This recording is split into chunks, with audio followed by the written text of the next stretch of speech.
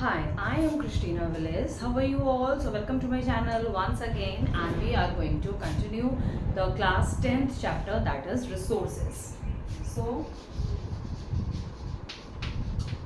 class 10 resources, and our topic is planning. Why there is a need for planning. Planning की क्या ज़रूरत है, resource को plan करने की ज़रूरत या नीड जो है वो क्यों है. सो हम देखते हैं कि यहाँ पर कि नीड क्यों है, रिसोर्स को, जितने भी हमारे रिसोर्सेज हैं उनको प्लान करने की जो है ज़रूरत क्यों पड़ती है. इसलिए पड़ती है ताकि हम जो है अपनी फ्यूचर के लिए जो है रिसोर्सेज को यूज़, जो हमारी फ्यूचर जनरेशन है वो रिसोर्सेज को आगे तक यूज़ कर पाए. Okay, so need for resource planning, that is most of the resources are limited in supply. ठीक है, तो अगर हम यहाँ पर देखते हैं, that is topic is need need for resource planning. Need for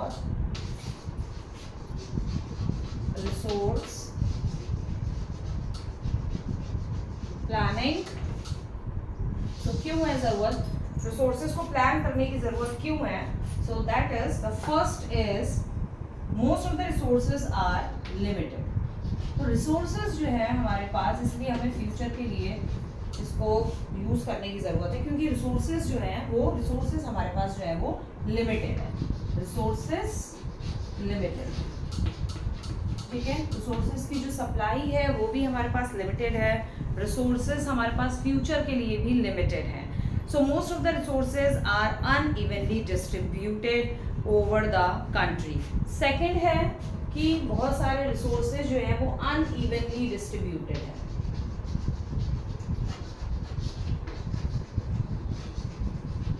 unevenly distributed in our country, यानी कि मीन्स टू से अनइवनली डिस्ट्रीब्यूटेड, कि कहीं पर रिसोर्सेज की जो क्वांटिटी है बहुत ज़्यादा है, कहीं पर रिसोर्सेज जो है बहुत ज़्यादा कम है. कुछ प्लेसेस पे तो उनके आसपास जो भी इंडस्ट्रीज़ होती हैं, फैक्ट्रीज़ होती हैं, वो लोग अपने एरिया का इतना ज़्यादा रिसोर्सेज जो है वो यूज़ नहीं कर पाते हैं, क्योंकि वहाँ पर उनके एरिया में रिसोर्सेज की अवेलेबिलिटी जो है वो बहुत ज़्यादा कम है. रिसोर्सेज की अवेलेबिलिटी, ठीक है. Natural resources in India are also unevenly distributed. Natural resources भी अनइवनली डिस्ट्रीब्यूटेड है. There are some region which can be considered self sufficient in term of availability of resources, and there are some region which have a acute shortage of some vital resources.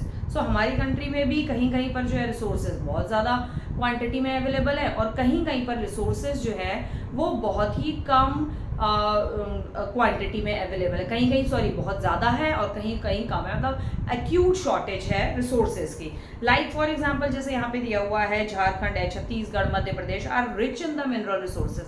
तो ये जो है mineral resources में ये places बहुत ज़्यादा rich हैं, especially coal and iron deposit. Arunachal Pradesh has an abundance of water resources but lack in infrastructure development. और अरुणाचल प्रदेश में वाटर रिसोर्सेज तो बहुत ज़्यादा है, क्योंकि रिवर्स हैं बहुत सारी आपकी वहाँ से निकल रही हैं, ठीक है. लेकिन एंड सबसे बड़ी जो आपकी है ब्रह्मपुत्र, और उसके अलावा बहुत सारी ट्रिब्यूटरीज भी हैं वहाँ पे. लेकिन lack in the infrastructure development, लेकिन उस वाटर को सही से यूज़ करने के लिए जो इंफ्रास्ट्रक्चर है हमारे पास, वो इंफ्रास्ट्रक्चर जो है हमारे पास बहुत कम है, ठीक है. तो इसीलिए जो है इंफ्रास्ट्रक्चर जो है हमारे पास बहुत कम है, and that is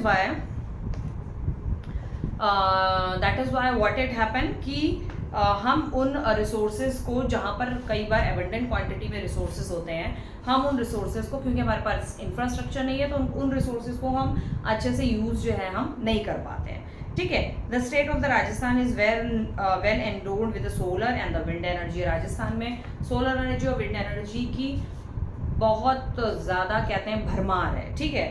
but lack in the water resources, लेकिन वाटर रिसोर्सेज राजस्थान में नहीं है. डेजर्ट एरिया है मैक्सिमम, तो रिवर्स वहाँ पर नहीं है, बहुत ज़्यादा कोई अच्छी रिवर्स नहीं है.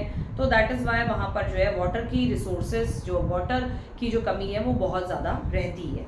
The cold desert area of Ladakh is relatively isolated from rest of the country. Ladakh के बारे में भाई आप जानते हैं कि very very extremely cold area है, और एक्सट्रीमली कोल्ड एरिया के होने की वजह से बाकी इंडिया के स्टेट से वो एकदम अलग थलग जैसा लगता है, and that is why of the country, rest of the country से अलग थलग है due to lack of means of transportation and communication. और इसीलिए अब तो खैर बहुत ज़्यादा अच्छा ट्रांसपोर्टेशन हो गया है, लेकिन एट द टाइम ऑफ जब ये NCERT और बाकी बुक्स का आपका जो है उस एट दैट टाइम पर भी लद्दाख में इतना अच्छा कम्युनिकेशन और ट्रांसपोर्टेशन सिस्टम नहीं था। अब हो गया, लेकिन हाँ जैसे हमारे प्लेन एरिया में और बाकी प्लेसेस में जितना अच्छा डेवलप्ड, जितना फास्टेस्ट कम्युनिकेशन होना चाहिए उतना फास्टेस्ट नहीं है। हाँ that is this is just because क्योंकि भाई वो एकदम कोल्डेस्ट एरिया रहा था, लेकिन हाँ ये अवेलेबल है इंडियन आर्मी के लिए कि इंडियन आर्मी ने वहाँ पर अच्छा ट्रांसपोर्टेशन बाई एरोप्लेन्स और बाई हेलीकॉप्टर्स वगैरह के लिए वो ट्रांसपोर्टेशन इंडियन आर्मी के लिए बहुत अच्छा हो गया है, लेकिन सिविलियंस के लिए रेल्स और रोड्स कंस्ट्रक्शन ये सब बनाना अभी और डेवलपमेंट अभी बाकी है वहाँ पर। So over utilization of resources may lead to pollution of environment. अगर हम अपने रिसोर्सेज को ओवर यूटिलाइजेशन करेंगे तो ओवर यूटिलाइजेशन के वजह से वो पॉल्यूशन क्रिएट करने का कारण बनेगा। Over utilization, over utilization resources का नहीं होना चाहिए, नहीं तो एनवायरनमेंट पॉल्यूट होगा। बहुत ज़्यादा अगर हम यूज़ करेंगे एनवायरनमेंट पॉल्यूट होगा, no doubt. Under utilization of resources will lead to under development of the economy. अगर फोर्थ पॉइंट यहाँ पर आता है, अगर अंडर यूटिलाइजेशन है, अंडर यूटिलाइजेशन यानी कि जितना रिसोर्सेज हमारे पास है उससे ज़्यादा अच्छा यूज़ हो ही नहीं पा रहा है, ठीक है। जितना हमारे पास रिसोर्सेज है उसको प्रॉपरली यूज़ नहीं हो पा रहा है, जो हमारे पास रिसोर्सेज है वो प्रॉपरली यूज़ नहीं हो पा रहा है, तो वो भी एक बहुत बड़ा रीज़न है, उससे हमारी इकोनॉमी जल्दी डेवलप नहीं होगी। There is a need to plan human resources, human resources को प्लान करने की ज़रूरत है, and because of that only then we would be able to develop our natural resources. There is a need to plan human resources. Human resource को planning करने की ज़रूरत है, ठीक है। और जब human resources जो है वो अच्छे से प्लान हो सकेंगे तब हमारे natural resources would be able to develop our natural resources. Then हम भी इस लायक हो सकेंगे कि हम अपने natural resources को बहुत अच्छे से हम developed कर सकें। नेक्स्ट आता है planning of resources is also required to became self dependent. अगर हम प्लानिंग करके रिसोर्सेज को चलेंगे तो ये भी है कि हम अपने ऊपर जो है सेल्फ डिपेंडेंट भी रहेंगे। हमें प्लानिंग, रिसोर्सेज की प्लानिंग करने की बहुत ज़्यादा ज़रूरत है। Next is we have inherited the resources, so it is our duty to pass on these resources to the next generation. So we have inherited our resources, यानी कि हमने अपने रिसोर्सेज को जो है बहुत ज़्यादा वे में, बहुत ज़्यादा डिफरेंट वे में यूज़ किया है, ठीक है। तो हमारी ये भी ड्यूटी बनती है कि हम अब इन रिसोर्सेज को आने वाले फ्यूचर जनरेशन तक के लिए सेव करके रखें, ये रिसोर्सेज उनको पास ऑन भी हम करें, ये हमारी ड्यूटी बनती है। Okay, next is resource planning in India. अच्छा, इंडिया में किस तरह से रिसोर्सेज की प्लानिंग चल रही है। Indian economy is a mixed economy, हमारी इंडियन इकोनॉमी जो है वो मिक्स्ड इकोनॉमी है। Some of the resources are owned and controlled by government. कुछ रिसोर्सेज जो है गवर्नमेंट कंट्रोल करती है, गवर्नमेंट ओन करती है, गवर्नमेंट का उसके ऊपर पूरा हक होता है कई रिसोर्सेज पर, मैक्सिमम रिसोर्सेज पर government, and some are in private hands. और कुछ रिसोर्सेज ऐसे होते हैं जो बड़े बड़े बिजनेसमैन हो गए, बहुत बड़े बिजनेसमैन वगैरह हो गए, उनके प्राइवेट लोगों के हाथ में रहता है। But most of the natural resources are controlled and owned by the government. कुछ रिसोर्सेज होते हैं, लेकिन मैक्सिमम जितने भी हमारी कंट्री में रिसोर्सेज हैं उन पर नो डाउट गवर्नमेंट का ही कंट्रोल ओवर और ओन्ड होता है, गवर्नमेंट के होते हैं, गवर्नमेंट के खरीदे हुए होते हैं, वो रिसोर्सेज गवर्नमेंट के अंडर में होते हैं, वही सारा टेक केयर करती है। So India has made concern effort for achieving the goal of resource planning. So India ने रिसोर्सेज की प्लानिंग करना शुरू किया through the 5-year plans, and these 5-year plans are prepared by the planning commission. तो India में, हमारे constitution में, हमारी कंट्री में जब न्यू गवर्नमेंट बनती है तो न्यू गवर्नमेंट बनने के टाइम पर 5-year प्लान्स बनते हैं। प्लानिंग कमीशन एक तैयार होती है, प्लानिंग कमीशन होती है, ग्रुप होता है जो गवर्नमेंट ही मिलके उन प्लानिंग कमीशंस में कुछ मेंबर्स बना रखे जाते हैं, और वो मेंबर जो है जब गवर्नमेंट बनती है, तो गवर्नमेंट क्योंकि 5 साल के लिए होती है, 5 ईयर्स के लिए होती है, इसलिए 5 ईयर प्लानिंग कमीशन चलता है। यानी 5 ईयर के प्लान्स बनाए जाते हैं, गवर्नमेंट 5 ईयर के प्लान बनाती है। किस लिए? कि हमें रिसोर्सेज में इतना खर्च करना है, रेलवे में इतना खर्च करना है, एजुकेशन में इतना खर्च करना है, इंडस्ट्रीज में इतना स्पेंड करना है, रोड कंस्ट्रक्शन में इतना करना है, इलेक्ट्रिसिटी यहाँ यहाँ पहुँचानी है, ये विलेज हैं जो डेवलपमेंट के लिए हैं, ये चीज़ें हैं जो इस चीज़ के लिए हैं, ये सारी चीज़ें जो हैं इम्पॉर्टेंट होती है। ठीक है, सो ये सारी चीज़ों की प्लानिंग गवर्नमेंट जो है करती है। उन्हीं 5 ईयर प्लानिंग में रिसोर्सेज की भी प्लानिंग की जाती है कि रिसोर्सेज जो है कहाँ, कितने, कैसे, किस जगह पर यूज़ करने हैं। Resource planning is a complex process which involve identification and inventory of the resources across the region of the country, which involve surveying, map and qualitative and quantitative estimation and measurement of the resources. अच्छा, यहाँ पर ये बता रहा है resources एक ऐसी चीज़ है जो कि पूरी कंट्री में उसका ब्यौरा बनाया जाता है। ब्यौरा इट मीन्स उसकी पूरा डाटा बनाया जाता है, विच इन्वॉल्व सर्वे, डाटा सर्वे करके उसका डाटा बनाया जाता है, विच इन्वॉल्व सर्वेइंग, मैपिंग, यानी कि सर्वे किया जाता है, उसका मैप किया जाता है, यहाँ पर कितना रिसोर्सेज अवेलेबल है, किस हिसाब से कौन कौन प्राइवेट कंपनी या इधर उधर वाली यहाँ से लेकर जा रही हैं, and quantitative estimation and measurement of the resources. यानी कि ओवरऑल अगर हम इस पॉइंट का मीनिंग निकालें तो वो ये है कि रिसोर्सेज की प्लानिंग इसी तरीके से बनती है। ये देखा जाता है कहाँ पे रिसोर्सेज किस क्वांटिटी में है, कितना है, उसकी क्वालिटी क्या है, किस हिसाब से यूज़ करना है, पूरा सर्वे होता है ऑल ओवर द कंट्री में, और यूज़ करने के बाद उसकी मैपिंग होती है कि भाई यहाँ पर इतना है, इतना है, इतना है, कैसे यूज़ करना है, and quantitative estimation and measurement, सारा मेजरमेंट किया जाता है रिसोर्सेज का कि भाई यहाँ पर अगर ये है तो इसका मेजरमेंट कितना होगा। मेजरमेंट मीन्स उसे यहाँ पर कितना यूज़ होगा, कितना यूज़ होगा, कितना यूज़ होगा, ये सब रिपीट होता जा रहा है, बार बार मैं वही बता रही हूँ, बस समझ जाओ सारा मेजरमेंट होना होता है, सारी चीज़ें कहाँ पे कौन सी चीज़ कितनी खर्च होनी है, कितना रिसोर्सेज खर्च होना है, कितने रिसोर्सेज की यह ज़रूरत है। Evolving a planning structure adored with appropriate technology, जो हमारे पास रिसोर्सेज हैं उसको हमें एक बहुत ही अच्छी टेक्नोलॉजी के साथ जब हम यूज़ करेंगे तभी वो काम में आएगा। अच्छी स्किल होनी चाहिए, जो यूज़ करने वाले पीपल्स हैं उनको पता होना चाहिए, वो स्किल्ड होने चाहिए, उन्हें मालूम होना चाहिए, उन्हें आना चाहिए कि ये रिसोर्स किस तरीके से हम किस वे में, किस टेक्नोलॉजी के साथ यूज़ करें कि उससे जो है हमारी इकोनॉमी डेवलप्ड करे। Institutional setup for implementing resource development plans, तो कुछ इंस्टीट्यूशन भी गवर्नमेंट बनाती है जहाँ पर रिसोर्स डेवलपमेंट को इम्प्लीमेंट कैसे किया जाए उसकी प्लानिंग करी जाती है, उसका प्लान्स बनाए जाते हैं।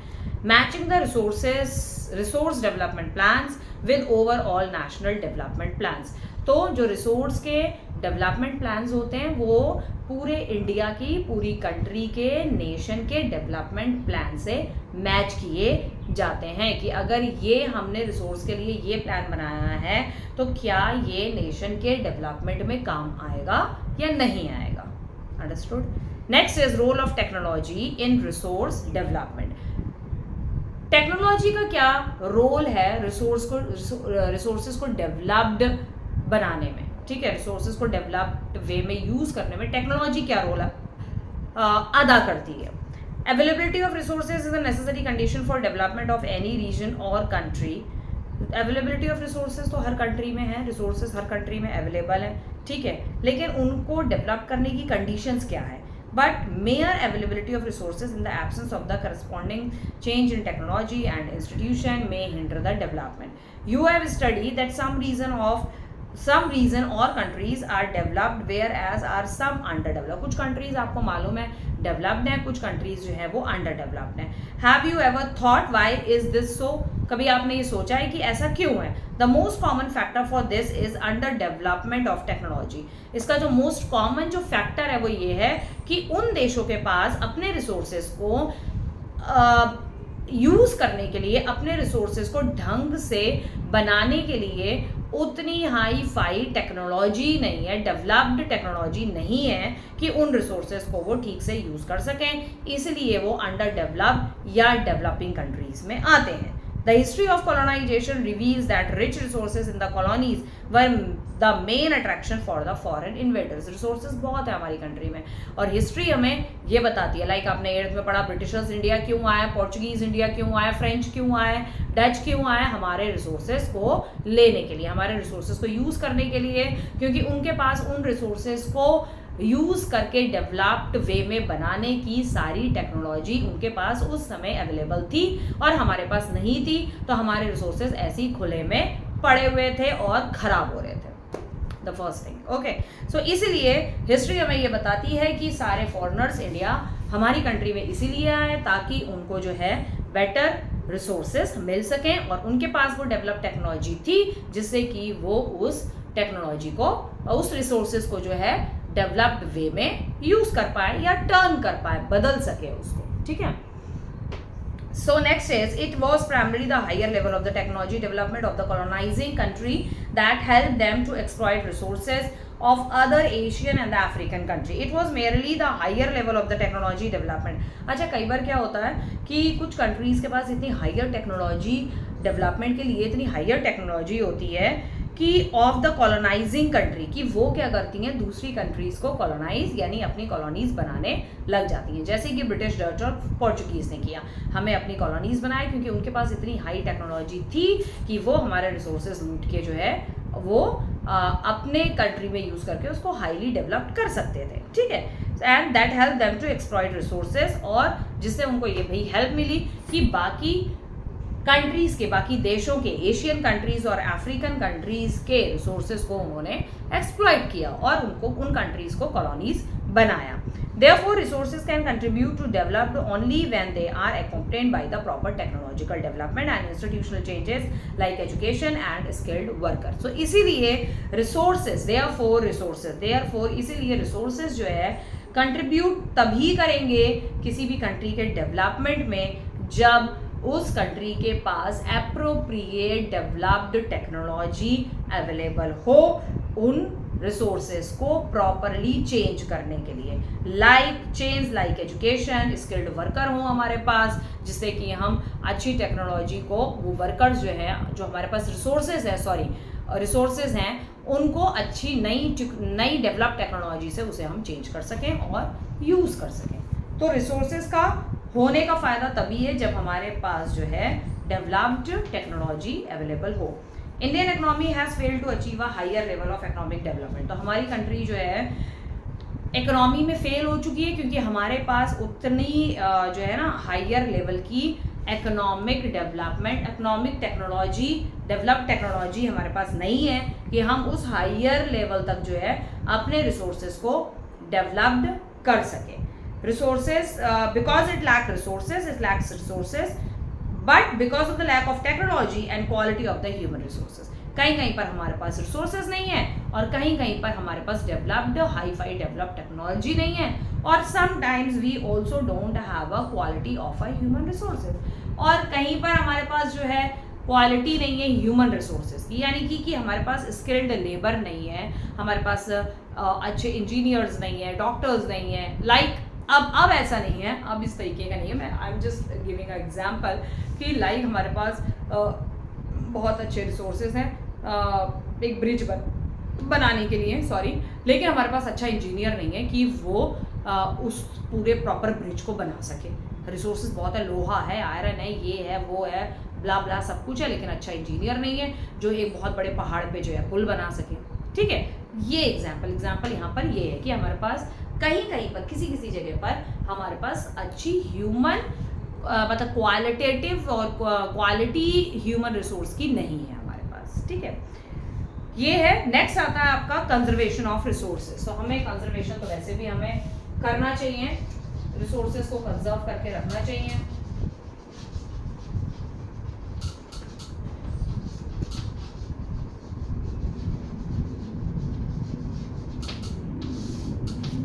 Conservation of resources. अब कंजर्वेशन ऑफ रिसोर्सेज में क्या है? कंजर्वेशन ऑफ नेचुरल रिसोर्सेज, देखो वैसे तो ये चैप्टर बहुत इजी है, रिसोर्सेज के बारे में है, और रिसोर्सेज के बारे में आप 7th में भी पढ़ चुके हो, 8th में भी पढ़ा है, 9th में भी रिसोर्सेज के बारे में थोड़ा बहुत यहाँ वहाँ के चैप्टर्स में है, प्रॉपर चैप्टर नहीं है, बट 8th में आपने रिसोर्सेज के बारे में काफ़ी पढ़ा। तो बस यही है, जो भी रिसोर्सेज हैं इस चैप्टर में यही है, बार बार चीज़ें हैं कि लैंड को कैसे यूटिलाइज करना है, ठीक है, किस तरीके से रिसोर्सेज कहाँ कहाँ यूज़ करने हैं, कुछ डाटाज है वो आपको पढ़ने पड़ेंगे।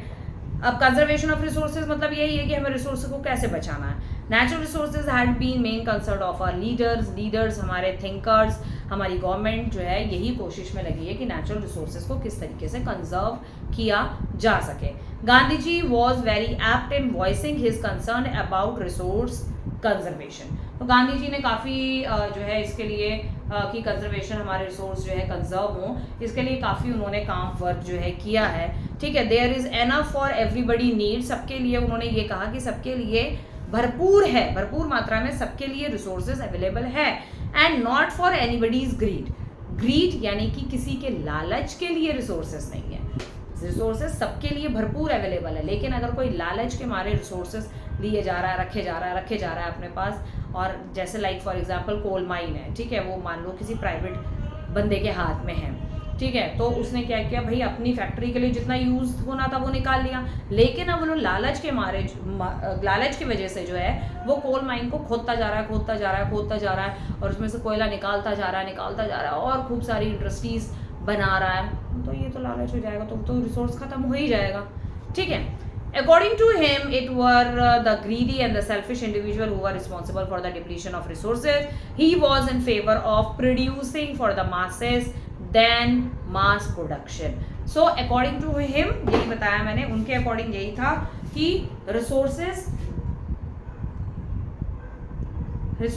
ग्रीडी और सेल्फिश लोगों के लिए नहीं है, लालची और सेल्फिश लोगों के लिए जो है रिसोर्सेज नहीं है। रिसोर्सेज हु वर रिस्पॉन्सिबल, जो ये उन लालची लोगों के लिए नहीं है जो कि रिस्पॉन्सिबल हैं रिसोर्सेज के खत्म होने के, रिसोर्सेज के डिप्लीशन के रिस्पॉन्सिबल हैं, उन लोगों के लिए। And he was in the favour of producing, यानी कि प्रोड्यूसिंग फॉर द मासेस, ठीक है, जो रिसोर्सेज प्रोड्यूस हो रहे हैं वो मासेस के लिए, यानी कि कॉमन मास के लिए, कॉमन आदमी के लिए है।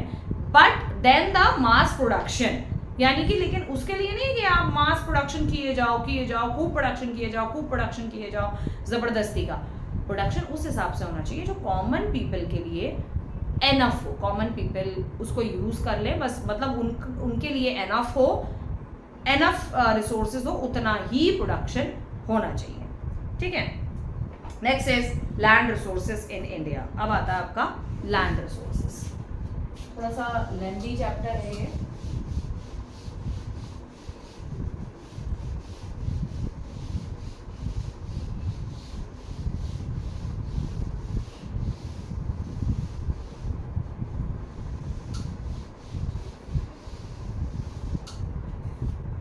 सो नेक्स्ट आता है आपका land resources of India. Land utilisation है, land use pattern in India है, लैंड किस तरीके से लैंड यूज पैटर्न होना चाहिए, okay.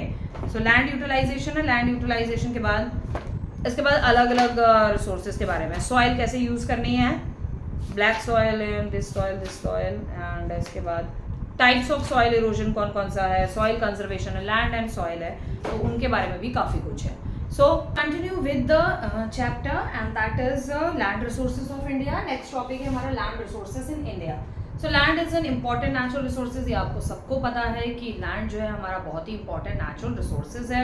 The most important feature of land is that its supply is limited or it is a fixed factor of production. So land की जो supply है वो limited है, like पहले हमारी कंट्री की इतनी पॉपुलेशन नहीं थी, तो उसी हिसाब से लैंड पर लोग रह रहे थे। जैसे जैसे पॉपुलेशन बढ़ती जा रही है, लोगों को घर चाहिए रहने के लिए, तो ऑब्वियसली सी बात है कि वो जो घर है वो लैंड पे ही बन रहे हैं, ज़मीन पे ही बन रहे हैं और कहीं नहीं बन रहे हैं घर, ठीक है। तो धीरे धीरे क्या हो रहा है, लैंड जो है वो ख़त्म होती जा रही है। लैंड भी लिमिटेड रिसोर्स है हमारा, लैंड भी लिमिटेड क्वांटिटी में है हमारा, ठीक है। और it is a fixed factor of production, ये एक ऐसी चीज़ है, ये फिक्स्ड है, ये कम नहीं हो सकती। ज़मीन एक ऐसी चीज़ है, ये कम नहीं हो सकती, ज़्यादा नहीं हो सकती, लेकिन इसको यूज़ करने का तरीका जो है वो मतलब हमें डेवलप करना पड़ेगा। लाइक जैसे मैंने अभी एग्जांपल दिया कि पॉपुलेशन की वजह से लैंड ख़त्म होती जा रही है, लोग बहुत ज़्यादा डेवलपमेंट कर रहे हैं और मतलब घर बनाने रहने के लिए उन्हें घर चाहिए, डे बाई डे घर बनते चले जा रहे हैं। और घर तो छोड़िए, इंडस्ट्रीज़, फैक्ट्रीज़, शॉपिंग मॉल्स आप कितना देख रहे होगे, कितना डेवलप्ड हो रहा है, तो सारी चीज़ें ज़मीन पर ही बन रही हैं। So it is very important to use the available land for various purposes with carefully planning. So इसीलिए हमें लैंड को भी बहुत केयरफुल प्लानिंग की तरह यूज़ करना चाहिए। Land is an important factor of production, ये बहुत इंपॉर्टेंट फैक्टर ऑफ प्रोडक्शन है because it support all economic activity. Land ज़मीन एक ऐसी चीज़ है जो सभी इकोनॉमिक एक्टिविटी को सपोर्ट करता है। लाइक नेचुरल वेजिटेशन भी है हमारा ज़मीन पे, वाइल्ड लाइफ भी हमारी अवेलेबल है, ह्यूमन लाइफ भी हमारी ज़मीन पर ही रहती है, ट्रांसपोर्टेशन ज़मीन पे चलता है, कम्युनिकेशन सिस्टम ज़मीन के अंदर से होता है। जो ज़मीन के अंदर से कैसे होता है कि जितने भी टेलीफोन लाइंस होती हैं, जो PNT वाले जो फ़ोन्स होते हैं जो हम ऐसे उठा के यूज़ करते हैं, ये हमारे मोबाइल्स हैं, ये सारे हमारे सैटेलाइट से चलते हैं। लेकिन जो इसके अलावा जो रेडियो कम्युनिकेशन वगैरह होता है, बाकी PNT के फ़ोन्स हैं, उनकी सारी लाइंस जो है वो ज़मीन के अंदर ही पड़ी रहती है, खोद के ज़मीन के अंदर डाली जाती है, ठीक है। आपने देखा होगा सीवर लाइंस भी ज़मीन के अंदर ही डाली जाती है। तो इसी तरह ये कम्युनिकेशन सिस्टम भी लैंड पर ही टिका हुआ है। India has a total geographical area about 3.28 million square kilometre. तो इंडिया का जो ज्योग्राफिकल लैंड का ज्योग्राफिकल एरिया है वो 3.28 आपका क्या है मिलियन स्क्वायर किलोमीटर, ठीक है। तो हमारा ज्योग्राफिकल जो एरिया है लैंड का, दैट इज वेरी इंपॉर्टेंट, ये आप लर्न कर लीजिएगा, ठीक है। ये हमारा ये है 3.2 मिलियन स्क्वायर किलोमीटर, ये मीटर स्क्वायर किलो नहीं, मिलियन स्क्वायर है, तो इसमें कंफ्यूज मत होइएगा कि M लिखा हुआ है ये। So million square kilometre. India has a land under a variety of relief features. हमारी कंट्री में आपको मालूम है, सॉरी वर्ल्ड में variety of land relief features है। What do you mean by relief features? Relief feature मैंने आपको 6 में, 7 में, 8 में, 9th में, सब इन ऑल द क्लासेस में आपको रिलीफ फीचर बता चुकी हूँ कि व्हाट इज रिलीफ फीचर्स, क्या होते हैं। सो आप मुझे कमेंट बॉक्स में लिख के बताएंगे व्हाट आर रिलीफ फीचर्स। मैं आपको ये नहीं बताऊंगी व्हाट आर रिलीफ फीचर्स, और रिलीफ फीचर्स को रिलीफ फीचर्स के अलावा और भी किन किन नेम्स से जाना जाता है, मतलब और भी हम क्या क्या इन रिलीफ फीचर्स को कह सकते हैं, ठीक है। So I am not going to tell you what is relief feature, क्योंकि आप 6, 7, 8 में पढ़ चुके हो, ये 9th में अगेन रिपीटेड आता है ये चीज़ें, ठीक है। So you tell me in the comment box what is relief feature and what are the other names we called out these relief features, ठीक है। सो रिलीफ फीचर्स नेमली, अब यहाँ पर वैसे लिखा हुआ ही है कि ये है हमारे रिलीफ फीचर्स, तो आपको अगर मैं बता दूंगी तो फिर तो वो हो जाएगा, ठीक है। सो मैं फिर वो लाइन नहीं पढ़ रही हूँ। India has under a variety of बहुत सारे डिफरेंट रिलीफ फीचर्स हैं हमारे कंट्री में। About 43% of the land area is plain which provide facility of agriculture and industry. 43% area जो है वो हमारा प्लेन्स में आता है, ठीक है। 43% एरिया हमारा प्लेन्स कवर करता है, और प्लेन्स जो है वो एक ऐसा एरिया है जिसके वजह से ज़्यादातर ह्यूमन लाइफ जो है वो पॉसिबल है। क्योंकि ह्यूमन लाइफ पॉसिबल है, ह्यूमन लाइफ ज़्यादातर प्लेन्स में रहना प्रेफर करती है, ठीक है। प्लेन्स में ही हम अपने एग्रीकल्चर बहुत ही अच्छे से कर सकते हैं, हमारी इंडस्ट्रीज, फैक्ट्रीज प्लेन्स में बहुत अच्छे से स्टैब्लिश हो सकती हैं। प्लेन ही वो एक ऐसी जगह है जहाँ से जब रिवर माउंटेन से आती है तो प्लेन्स में आकर जब रिवर स्लो डाउन हो जाती है तो प्लेन में ज़्यादा से ज़्यादा एग्रीकल्चर पॉसिबल होता है बिकॉज ऑफ रिवर्स, और उन्हीं रिवर्स के वजह से प्लेन और प्लेन के आसपास के जितने भी एरियाज होते हैं वहाँ वाटर सप्लाई भी इजीली अवेलेबल होती है, ठीक है। Which provide facility of agriculture. Mountains about 30% of the total surface area. Mountains जो हैं वो हमारे हैं 30% of total area in our country, हमारी कंट्री में। And ensure perennial flow of some rivers, और माउंटेन ये इंश्योर करते हैं, माउंटेन से कुछ हमारी पेरेनियल रिवर्स निकलती हैं। पेरेनियल रिवर्स जो कि हमें हमेशा पेरेनियल रिवर्स निकलती हैं, तो जो इसलिए जो ये पेरेनियल रिवर्स निकलती हैं हमारे माउंटेन से, जिसकी वजह से माउंटेन्स भी हमारे लिए बहुत इंपॉर्टेंट है, बहुत यूजफुल है। पेरेनियल रिवर्स जिनका पानी कभी भी खत्म नहीं होता है, हमेशा इन रिवर्स में पानी रहता है। क्यों रहता है? बिकॉज ये जो पेरेनियल रिवर्स है जो माउंटेन से आती हैं, ये रिवर्स माउंटेन से आ रही है, तो माउंटेन्स में कहाँ पर पानी आएगा, कहाँ से पानी आएगा?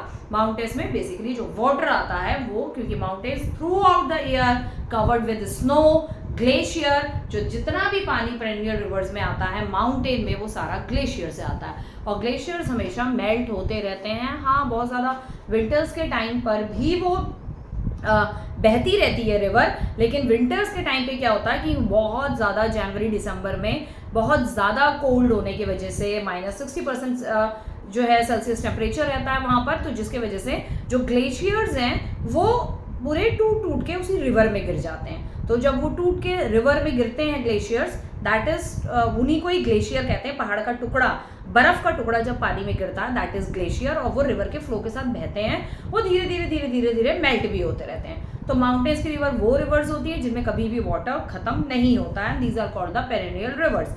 सो provide facility for the tourism and ecological aspects. Tourism आपको मालूम है माउंटेन्स एरिया में लद्दाख हो गया, हमारा लेह हो गया, ठीक है, एंड जितने भी हमारे माउंटेन्स है, Kashmir valley, Jammu and all that, ये सारे माउंटेन्स, हिमाचल प्रदेश में आपका शिमला, उत्तराखंड, ये जो हमारे माउंटेन एरियाज हैं, यहाँ पर टूरिज्म बहुत ज़्यादा होता है, बहुत ज़्यादा टूरिज्म है। क्योंकि जो साउथ के लोग हैं, ईस्ट के लोग हैं, वेस्ट के लोग हैं, they are less seen to be a mountain, कि मतलब माउंटेन्स उन्होंने इतने नहीं देखे हुए होते हैं, so they want to see the mountains, so they definitely go to the north, okay, Jammu and Kashmir, Ladakh, Leh and all these things, ठीक है।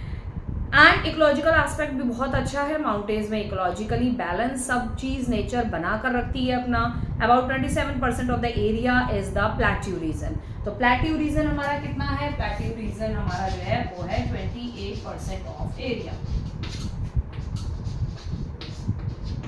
सो प्लेट्यू भी हमारे लिए बहुत ज़्यादा इंपॉर्टेंट है, क्योंकि प्लेट्यू रीजन ज़्यादातर क्या होता है, फुल ऑफ मिनरल्स होता है।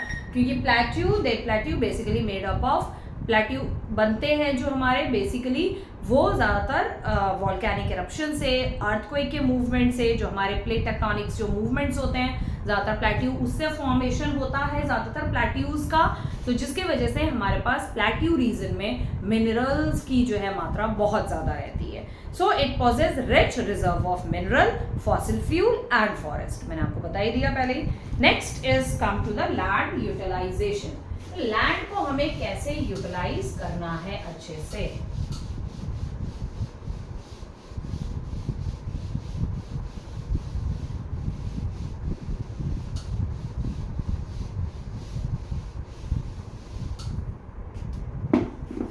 नाउ लैंड यूटिलाइजेशन के कुछ पॉइंट्स दिए हुए इसमें। The land resources are used for following purpose. Land resources जो है किन किन अदर डिफरेंट पर्पस के लिए यूज किया जाता है। फॉरेस्ट के लिए यूज होता है, जितने भी लैंड पर, जमीन पर, ऑल ओवर द वर्ल्ड अगर हम बात करें, या इंडिया की भी अगर हम बात करें, जितने भी फॉरेस्ट हैं, forest are very very very very very much important. सबसे पहले इसलिए इंपॉर्टेंट है because of the trees forest में बहुत टाइप के ट्रीज होते हैं, बहुत सारी स्पीशीज होती है ट्रीज की, ऐसी स्पीशीज होती है जो हमने शायद कभी सुनी भी नहीं होगी। And also the some species of trees are like very dangerous type of a trees also, okay, लेकिन दे ऑल आर इम्पॉर्टेंट। और फॉरेस्ट सबसे इम्पॉर्टेंट किस के लिए होते हैं? Forest important, they are important for our wildlife resources. हमारी जो वाइल्ड लाइफ रिसोर्स है उसके लिए फॉरेस्ट बहुत इंपॉर्टेंट है, क्योंकि जो हमारी वाइल्ड लाइफ है, हमारे जो जंगली जानवर है, forest is a home for a wild animals, ठीक है। हमारे लिए हमारा ये घर है कि हम जिस छत के नीचे रह रहे हैं, जो हमने जो दीवारों से जो घर बनाया, ये हमारे लिए घर है। So that in the same way wild animals के लिए फॉरेस्ट उनका हाउस है, फॉरेस्ट उनका घर है, फॉरेस्ट उनके लिए सब कुछ है। They get food from there, और हमें फॉरेस्ट से हर्ब्स मिलते हैं, मेडिसिनल प्लांट्स भी मिल जाते हैं। और इनफैक्ट फॉरेस्ट को भाई काटते हैं लोग तो हमें वहाँ से अच्छी लकड़ियाँ भी मिल जाती हैं। लाइक फॉरेस्ट में आपको टीक साल और आपका पीपल और बहुत सारे शीशम, ठीक है, महागोनी, रोजवुड, ठीक है, हार्डवुड और सॉफ्टवुड के ट्रीज बहुत होते हैं फॉरेस्ट में, तो ये महागोनी, रोजवुड वगैरह, टीक साल जो है, ये सारे फर्नीचर वगैरह में बनाने में यूज होते हैं। तो हमें एक अच्छी लकड़ी भी फॉरेस्ट से मिलती है, लेकिन फॉरेस्ट को भी काटना उसी हद तक इम्पॉर्टेंट है जिस हद तक हमारे रिसोर्सेज पूरे हो रहे हैं। ये नहीं कि वही है ना, जैसा महात्मा गांधी ने कहा था, अपने सेल्फिशनेस के लिए, अपनी ग्रीडी थिंग्स के लिए जो है आप जो है काटते चले जाओ, ठीक है, काटेंगे, बेचेंगे, बाहर फॉरेन में बहुत ज़्यादा इसकी डिमांड है तो हमें इससे पैसा मिलेगा, तो वो हमें नहीं करना है। Land not available for cultivation, ठीक है, तो क्या हुआ भाई, घर बन रहे हैं, फैक्ट्रीज बन रही है, इंडस्ट्री, हॉस्पिटल, कॉलेज, तो इसके वजह से लैंड जो है कल्टीवेशन के लिए जो है धीरे धीरे खत्म होता जा रहा है। बैरन एंड वेस्ट लैंड हमारे पास बहुत है, बैरन बंजर भूमि जिसे कहते हैं, वेस्ट लैंड हमारे पास बहुत है जिसमें कोई भी चीज़ ग्रो नहीं करी जा सकती है, ठीक है। तो इसको हम किसी और यूज के लिए हम ले सकते हैं, बैरन और जो वेस्ट लैंड है इसको हम किसी और यूज के लिए हम यूज कर सकते हैं। Land put to non agriculture uses, जो लैंड एग्रीकल्चर पर्पस के लिए नहीं आ पाता है तो उसको हम बिल्डिंग्स, रोड्स, फैक्ट्रीज, इन सब के लिए यूज कर सकते हैं। Under uncultivable land including fallow land, ठीक है, तो जो अनकल्टिवेबल लैंड है, जो लैंड ऐसे ही पड़ा हुआ है, वो कल्टिवेट नहीं हो रहा है, permanent pasture and grazing land, तो उसमें छोटी छोटी सी, मतलब जैसे वो घास है तो उसको हम अपने पैस्चर के लिए यूज कर सकते हैं। पैस्चर लैंड आपको पता है, 9th में भी पढ़ा है, 8th में भी पढ़ा है, मैंने 7th में भी पढ़ा है, इसलिए डोंट आस्क मी अगेन कि मैम ये पैस्चर लैंड क्या होता है और ग्रेजिंग क्या होती है, क्या होती है, फाइंड आउट योरसेल्फ। ओके, सो परमानेंट पैस्चर के लिए, अपने गाय भैंसों को चराने के लिए हम उस लैंड को यूज कर सकते हैं जो कल्टीवेशन के लिए यूज नहीं हो सकता।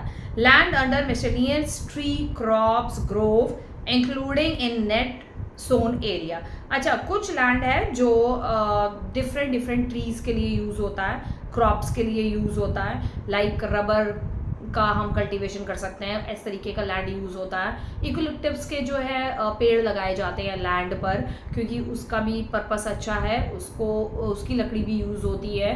नीम के भी लगाए जाते हैं for the medicinal purpose. Next होता है आपका कल्चरेबल वेस्ट लैंड, कुछ कल्चरेबल वेस्ट लैंड भी होता है, वो क्या है, left cultivated more than 5 agriculture years, अच्छा, इस पे एग्रीकल्चर हुआ होता है और उसके बाद कई साल तक एग्रीकल्चर होने के बाद फिर उसको ऐसे ही छोड़ दिया जाता है, खाली छोड़ दिया जाता है 5 साल तक के लिए, इसलिए छोड़ दिया जाता है ताकि उसके जो न्यूट्रिएंट्स हैं, मिनरल्स हैं, जो पेड़ों की ज़रूरत है, वो दोबारा लौट के वापस आ सके। ओके, नेक्स्ट इज यहाँ पे लैंड यूज पैटर्न को लेके एक जो है कुछ डाटा, फिगर्स वगैरह जो है यहाँ पर दी गई हैं, तो इन फिगर्स वगैरह को आप देख लेना, ठीक है। नेक्स्ट है other than the current fallow land left cultivated for the past 1 to 5 agriculture years के लिए छोड़ दिया जाता है। फैलो लैंड का left without cultivation for 1 or less than 1 agriculture year, fallow land जो होता है उसे हम 1 साल के लिए छोड़ते हैं, 1 साल या 2 साल के लिए, ठीक है।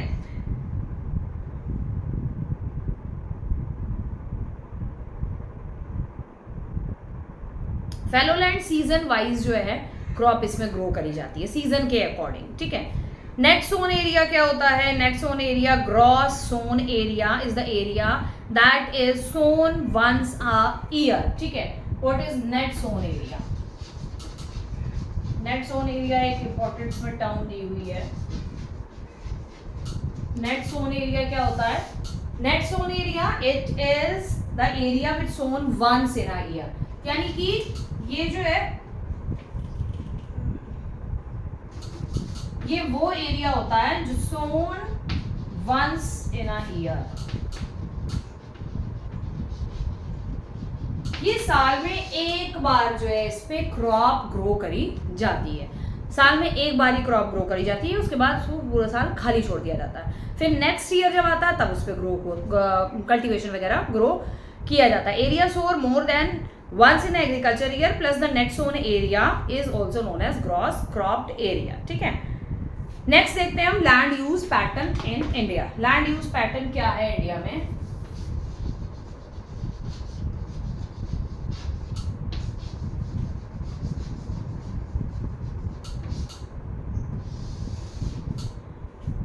Land use pattern is determined both by physical factors such as topography, climate, soil type, as well as human factors such as population, density, technology, capability and agriculture and tradition. अब सुनो ध्यान से, लैंड यूज पैटर्न यानी कि अगर हमारे पास कोई भी लैंड है, लैंड का यूज का पैटर्न क्या है इन इंडिया, यहाँ पर ये बोल रहा है। तो लैंड को यूज करने का जो पैटर्न है वो ये है कि जब भी हमें कोई भी लैंड को यूज करना है तो फर्स्ट ऑफ ऑल हमें देखनी है उसकी टोपोग्राफी, ठीक है। Topography also I told you in earlier classes, topography मैं आपको बता चुकी हूँ पहले की क्लासेस में टोपोग्राफी क्या होती है। Don't ask me again and again, okay, find it yourself and right it in the comment box कि व्हाट इज टोपोग्राफी, ठीक है। मुझे चाहिए, सबके आंसर चाहिए, ओके। टोपोग्राफी एंड जो लैंड को यूज करने का पैटर्न है उसमें टोपोग्राफी देखी जाती है सबसे पहले, उसके बाद देखा जाता है क्लाइमेट,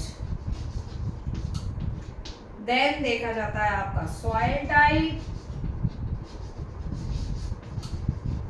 सॉइल की टाइप्स क्या हैं, as well as the human factor. Human factor में क्या देखते हैं हम, ह्यूमन फैक्टर्स में हम देखते हैं that is population density, population density, population density देखते हैं। टेक्नोलॉजी कैपेबिलिटी, टेक्नोलॉजी की कैपेबिलिटी क्या है भाई, टेक्नोलॉजी है उस लैंड को यूज करने के लिए हमारे पास उस हिसाब की टेक्नोलॉजी है या नहीं है। कल्चर एंड ट्रेडिशन, अभी वन बाई वन करके मैं इसको समझाऊंगी कि यहाँ पर इन सब चीजों को लेने का क्या मतलब है, ठीक है।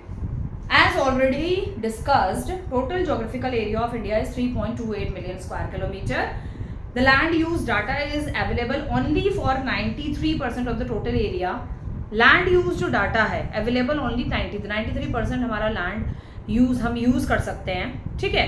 The total area जो है हमारे पास है, this is because ये इसलिए लैंड यूज रिपोर्टिंग, अच्छा ये चलो हम बाद में करेंगे, पहले हम ये कर लेते हैं कि लैंड का जो यूज हम कर रहे हैं, तो लैंड को यूज करने के लिए कुछ जो है चीजें, लैंड यूज के पैटर्न, लैंड का यूज का जो पैटर्न बनता है उस पैटर्न को आगे बढ़ाने के लिए हमें कुछ चीजें देखनी पड़ती हैं। वो क्या चीजें हैं, फर्स्ट ऑफ ऑल टोपोग्राफी।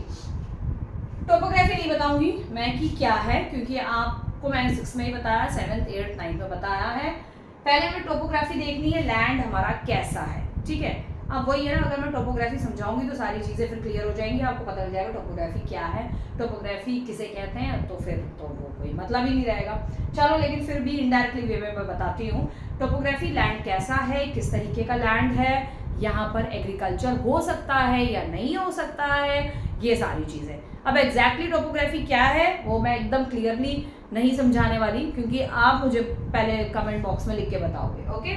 सो अगर वीडियो भी आपको अगर थोड़ी सी पसंद आई है और आपको अंडरस्टैंडेबल है chapter, so please like share and subscribe, thank you. Okay, next है हमारा क्लाइमेट। सो क्लाइमेट में, क्लाइमेट जब लैंड को हम यूज करते हैं, कोई भी लैंड को हम यूज में लाते हैं, तो क्लाइमेट हम देखते हैं कि वहाँ का क्लाइमेट जो है कैसा है। कि अगर हम यहाँ पर वीट को, क्रॉप को इस लैंड पे अगर हम ग्रो करेंगे तो यहाँ पर अवेलेबिलिटी ऑफ वाटर है, रेनफॉल होती है यहाँ पर सही से नहीं होती है, क्लाइमेट कैसा है, विंटर्स बहुत ज़्यादा है या समर्स बहुत ज़्यादा है, किस तरीके का क्लाइमेट अवेलेबल है, ठीक है। सॉइल टाइप, सॉइल कैसी है वहाँ की, सबसे इम्पॉर्टेंट कि अगर वीट को कौन सी सॉइल चाहिए, एल्यूवियल सॉइल, ओके, राइस को कौन सी सॉइल चाहिए, एल्यूवियल सॉइल, कॉटन को कौन सी सॉइल चाहिए, ब्लैक सॉइल। तो वहां का सॉइल का टेक्सचर देखना पड़ता है कि किस टाइप की सॉइल है, ब्लैक है, रेड सॉइल है, लैटराइट सॉइल है, एल्यूवियल सॉइल है, या कौन सी बताई मैंने दूसरी, एल्यूवियल सॉइल और में राइस वीट होता है, हाँ ठीक है। ये सारी सॉइल्स है, ठीक है, ये सारी सॉइल्स जो है अवेलेबल है और ये क्रॉप इस सॉइल में इजीली ग्रो हो पाएगी या नहीं हो पाएगी, ठीक है। तो सॉइल बहुत इंपॉर्टेंट रोल प्ले करती है। नेक्स्ट इज ह्यूमन फैक्टर, यानी कि पॉपुलेशन डेंसिटी। यहाँ पर पॉपुलेशन कितनी है, बहुत ज़्यादा अगर किसी एरिया में पॉपुलेशन है तो जगह ही नहीं है ना फिर वो करने का, कल्टीवेशन करने की जगह ही नहीं है, और अगर पॉपुलेशन कम है तो वहाँ पर अवेलेबिलिटी है कि भाई लैंड मिल जाएगा, जगह मिल जाएगी हमें क्रॉप ग्रो करने के लिए, ठीक है। Next is technology. अच्छा, अब हम क्रॉप ग्रो कर रहे हैं, कोई भी क्रॉप ग्रो कर रहे हैं, किसी भी तरीके की, ज्वार, बाजरा, पल्सेस, व्हीट, वेजिटेबल्स, ठीक है, तो हमें मार्केट तक ले जाने के लिए हमारे पास ट्रांसपोर्ट सिस्टम अवेलेबल है या नहीं है, कम्युनिकेशन सिस्टम अवेलेबल है या नहीं है, तो हमारे पास वो टेक्नोलॉजी अवेलेबल है कि हम यहाँ क्रॉप ग्रो कर रहे हैं, मान लो नॉर्थ में और साउथ तक हमें लेके जाना है, तो हमारे पास कुछ है ही नहीं, ना ट्रेन है, ना फ्लाइट की सुविधा है, एरोप्लेन की सुविधा है, ट्रेन नहीं है, रोड कंस्ट्रक्शन कुछ नहीं है, तो हम कैसे लेके जाएंगे, ठीक है। तो ये टेक्नोलॉजी, कल्चर एंड ट्रेडिशन, यानी कि वहां पर उस पर्टिकुलर एरिया में, उस पर्टिकुलर लैंड पे ज्यादातर किस तरीके का कल्चर रहता है, किस तरीके का ट्रेडिशन जो है फॉलो किया जाता है, मीन्स टू से कि वहां पर किस तरीके की क्रॉप्स को ग्रो करने का ट्रेडिशन ज्यादा है, किस तरीके की क्रॉप ग्रो हो सकती हैं, किस तरीके की क्रॉप ग्रो करी जाती हैं वहां पर, ये सब भी देखना जरूरी होता है, ठीक है। यहाँ पर ये इतना है। नेक्स्ट हम देखते हैं इसके नेक्स्ट पॉइंट्स।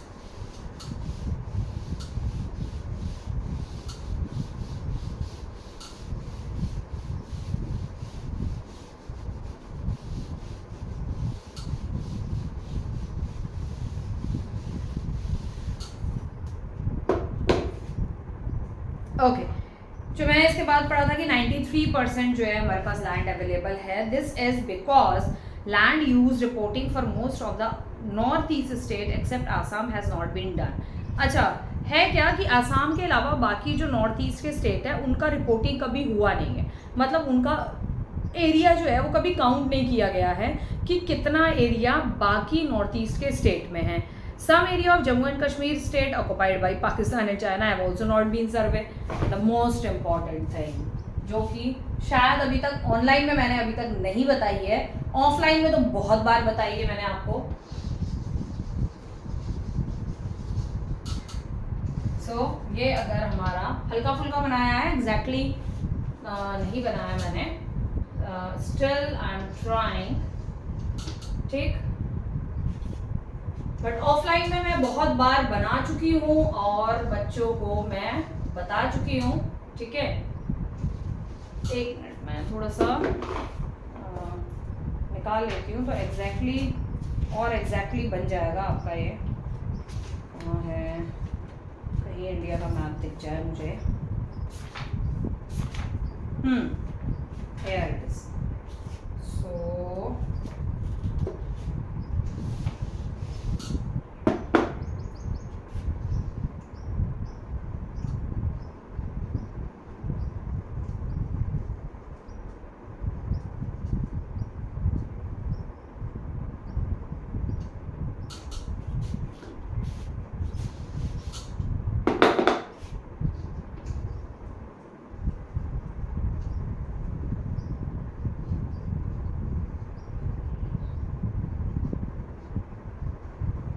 नेक तक बना रही हूँ, नॉर्थ इंडिया का पूरा नेक तक का बना रही हूँ बस मैं। नेक जो है हमारे कंट्री का, तो नेक वाला पार्ट मैं सिर्फ बना रही हूँ, ठीक है। ये हो गया हमारा इंडिया का नेक वाला पार्ट, यानी कि नॉर्थ इंडिया जिसे हम कहते हैं। वैसे तो खैर हम पूरे को यहाँ पर जो आपका यूपी और ये वाला जो पार्ट आ जाता है, this all to be included in north India, but अभी हम एक्सट्रीम नॉर्थ वाला पार्ट लेंगे। सो हाँ, जैसे कि यहाँ पर फर्स्ट पॉइंट ये था कि आसाम के अलावा बाकी सारी हमारी नॉर्थ ईस्ट की जो कंट्रीज हैं उनका एस्टिमेशन नहीं हुआ है, सिर्फ आसाम का ही हुआ है। कहाँ चला गया, बाकी का एस्टिमेशन नहीं हुआ है। तो इसलिए जो है सिर्फ हमारे पास 93% लैंड जो सर्वे किया गया है, लैंड यूज डाटा, ठीक है, use reporting for the most of the except sorry once again except Assam को छोड़ के बाकी सारी नॉर्थ ईस्ट के स्टेट्स का सर्वे हो चुका है, रिपोर्टिंग हो चुकी है, लेकिन आसाम की नहीं हुई है। तो इसलिए हम एग्जैक्टली नहीं बता पा रहे हैं कि हमारे पास कितना लैंड है यूज करने के लिए। And second point, the most important is source some areas of the Jammu and Kashmir, Jammu Kashmir का सम नहीं काफी हिस्सा जो है, करीब आप यहाँ पर देख सकते हो, ये मैं दिखा रही हूँ आपको, इतना पार्ट जम्मू कश्मीर का ये वाला पार्ट जो है, and also Jammu Kashmir state occupied by Pakistan and China have also not been survey. और चाइना ने ये वाला जो पार्ट है आपका, ये है, ये पाकिस्तान ने ये वाला पार्ट भी जो है चाइना को दे रखा है, ठीक है, इतना हमारे पास बचा है। और ये वाला पार्ट, ये यहाँ पर हमारा आता है, इस जगह पर हमारा आता है सियाचिन, ठीक है, यहाँ आता है हमारा Siachen glacier. And Siachen glacier is the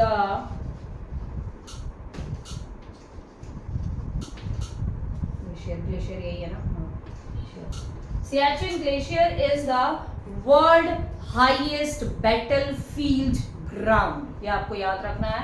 Siachen is that place, Siachen वो जगह है, Siachen जो कि world highest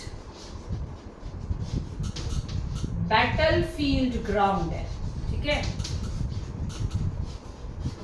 यानी कि हिंदी में आपको पता चली गया होगा, I don't need to explain it in Hindi, but still मैं आपको बता दूं कि सियाचिन जो है, ये जगह हमारी सियाचिन ग्लेशियर जो है, वो दुनिया का सबसे हाईएस्ट बैटलफील्ड ग्राउंड है। बैटलफील्ड ग्राउंड यानी कि लड़ाई का मैदान, दुनिया में सबसे हाईएस्ट लड़ाई का मैदान है ये, ठीक है। So this you have to remember all the time, ठीक है। आप 10th में बोर्ड में एग्जाम में आ सकता है, 1 मार्क्स के क्वेश्चन में ये पूछा जा सकता है, ऐसा नहीं है, नहीं भी पूछा जा सकता है ये, क्योंकि बिकॉज अभी यहाँ पर तो हमारा रिसोर्सेस है चैप्टर, बट बेसिकली ये आएगा तो अगर ज्योग्राफी में आएगा, ठीक है।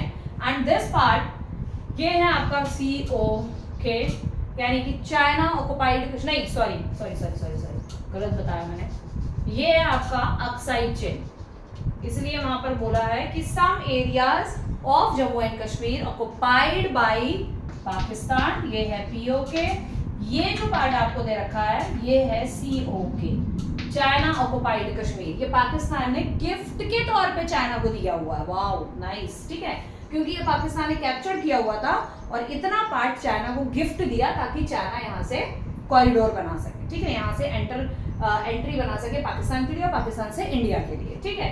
And this part is to be called as Aksai Chin. ये अक्साई चिन है जो कि हमारा इंडिया का पार्ट जो है चाइना ने कैप्चर किया हुआ है, ये POK है इतना पार्ट जो कि पाकिस्तान ने कैप्चर किया हुआ है, ठीक है। सो ये सब कुछ चीजें हैं, ठीक है। तो इसलिए जो बचा हुआ हमारे पास, ये जो बचा हुआ पार्ट है हमारे पास जम्मू एंड कश्मीर का, सिर्फ इसका ही सर्वे हुआ है और इसी के अकॉर्डिंग ही जो है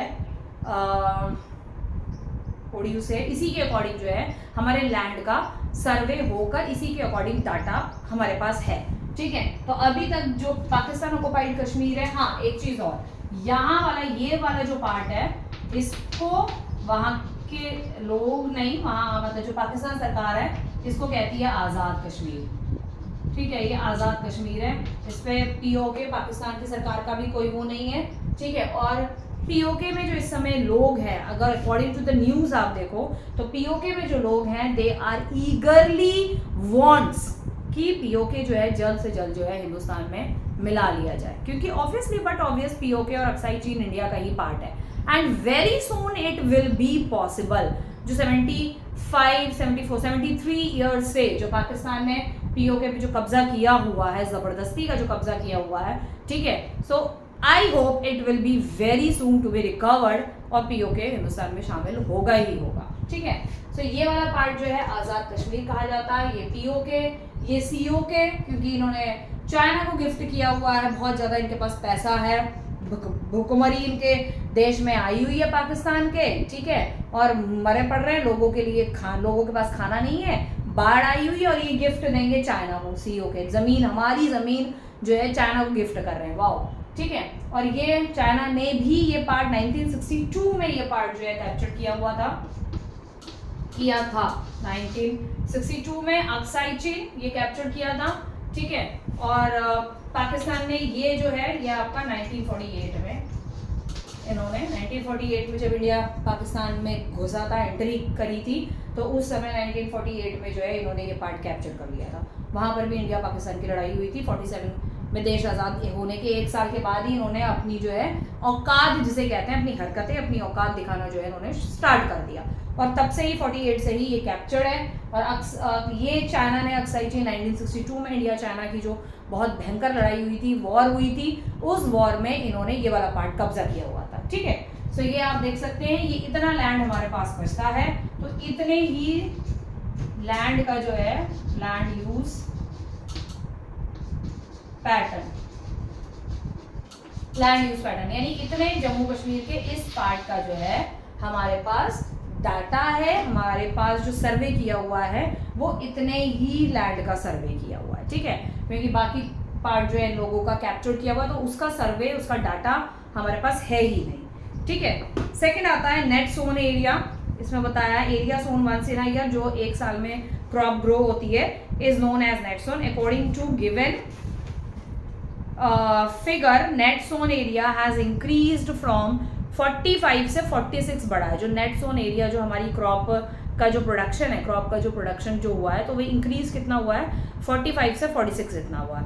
this means that more and more land is being brought under cultivation. So इससे सिर्फ ये पता चलता है कि ज़्यादा से ज़्यादा लैंड जो है कल्टीवेशन के अंडर में लाया जा रहा है। ठीक है, नेक्स्ट आता है आपका varies greatly from one state to another, pattern of the net zone, it is over 80% of the। अच्छा, जो इम्पॉर्टेंट है वही मैं आपको बता देती हूँ। 80% जो एरिया है टोटल पंजाब और हरियाणा का, and less than 10% of the Arunachal Pradesh. जो पंजाब और हरियाणा का जो एरिया है, जो कल्टीवेशन के लिए यूज होता है, एग्रीकल्चर के लिए यूज होता है, पंजाब और हरियाणा का है 80%।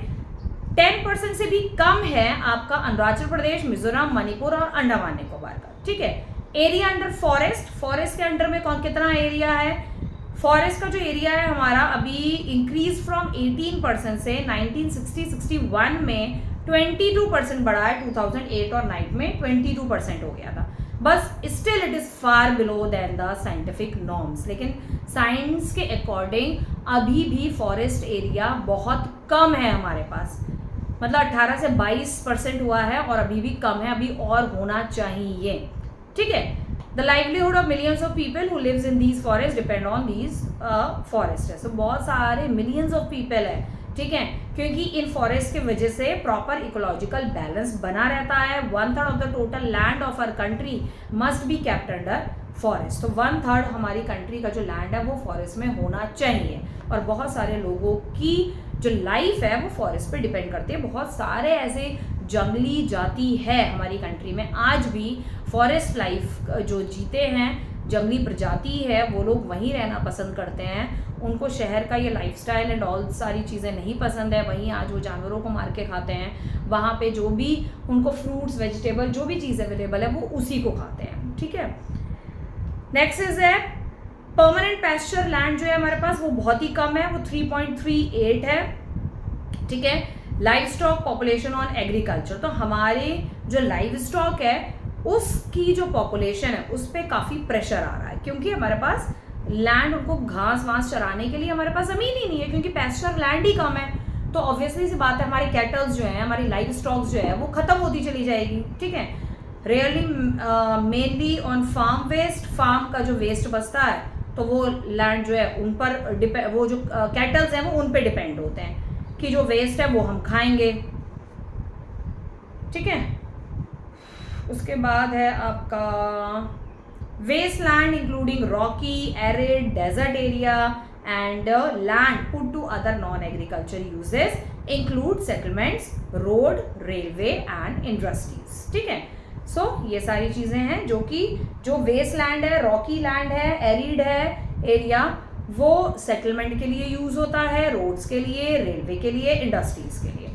Continuous use of land over long period तक अगर हम लैंड का यूज करते हैं तो उससे क्या होगा, appropriate measure to conserve and manage it हमारे पास विदाउट टेकिंग, मतलब अगर हम उसका ये बारे में, हम उसके बारे में, लैंड के बारे में हम ये नहीं सोचेंगे कि भाई इसको कंजर्व करना भी ज़रूरी है, उसको मैनेज नहीं कर पाएंगे, has resulted in land degradation. तब क्या होगा, अगर हम कंटिन्यूसली लैंड को यूज करेंगे, उसको मैनेज नहीं करेंगे, उसको कंजर्वेशन नहीं करेंगे, तो फिर उसके बाद लैंड डिग्रेडेट होने लगेगा, लैंड धीरे धीरे खराब होने लगेगा, खत्म होने लगेगा। And this turn the serious repercussion on the society and environment, और इससे सोसाइटी और एनवायरनमेंट के ऊपर बहुत ही खतरनाक इफेक्ट्स जो है वो पड़ सकते हैं। नेक्स्ट है आपका land degradation and conservation measures. ठीक है, नेक्स्ट आपका टॉपिक है लैंड डिग्रेडेशन। Okay, continue. मैंने आपको बताया था land degradation and conservation measures करेंगे हम। ठीक है, कंजर्वेशन मेजर्स।